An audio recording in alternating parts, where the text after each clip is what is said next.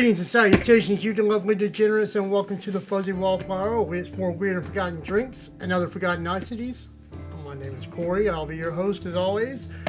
We are going to jump back into the Cocktail Guide and Ladies Companion by Crosby Gage. I swear I could probably do just a whole channel of cocktails from this one book, or even the Playboy book. God, there's so many on there. But there was one in there called an Orange Blossom. It sounded like a screwdriver, but it's a little different. So I figured, why not try it? You know, simple enough. You run out of vodka, why not try gin? As usual, I'm not a bartender. Do not take this as bartending advice. So let's make a drink. Going on, I'm gonna hit it. Get some ice in this and let it start.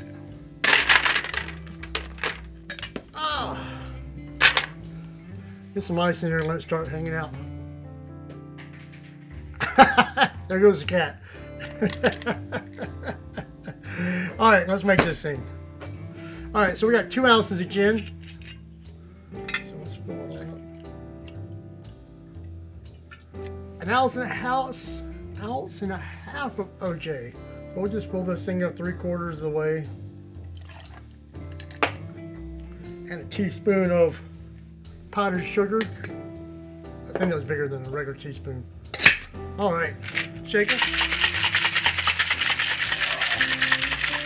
You know, if you were like in a Latin ensemble, probably the best maracas you got.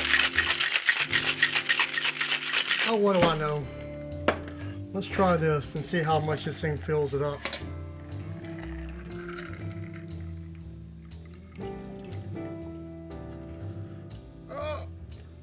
Quite enough, but we're gonna taste it anyway. So cheers. Ooh, that's a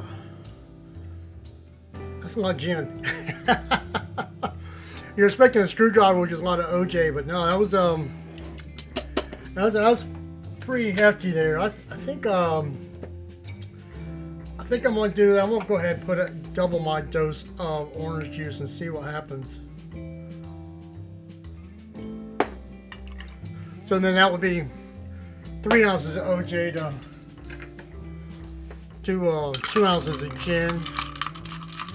So this is part of the reason I'm trying to figure this thing out. Because like these old drinks, some of them taste good, some of them don't, but some of them kind of could give you an avenue to try something new. That balances out a lot better. It's just so gin forward, and the OJ is so sweet that it didn't really help it at all. Not like you know, lemon and lime are so tart; they really kind of stand out against it. You know what might actually be good with this is, I was thinking, since we're experimenting, let's just go ahead and add some club soda to it and see what happens. Because I don't know. I mean, I may stumble on something kind of nice by accident. Or it's maybe the grossest thing I ever tried. Alright, here we go.